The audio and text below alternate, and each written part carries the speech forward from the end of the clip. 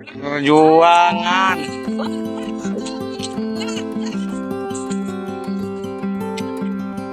Video mobil Google Maps nyasar di tengah-tengah kebun tebu di Malang, Jawa Timur viral di sosial media. Dalam video yang beredar luas di media sosial, tampak sebuah mobil SUV hitam dengan nomor polisi B1142DFP yang sedang ditarik warga.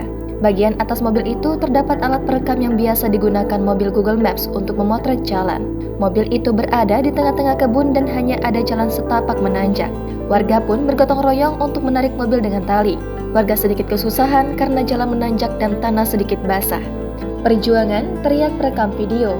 Mobil Google Maps nyasar, lokasi Malang, Jawa Timur, tulis pengunggah. Sontak video ini pun mendapat banyak komentar dari para netizen.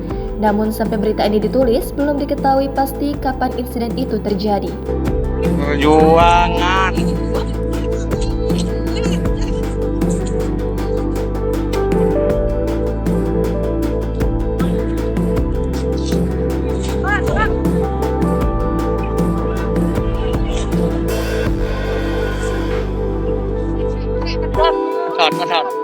Betot.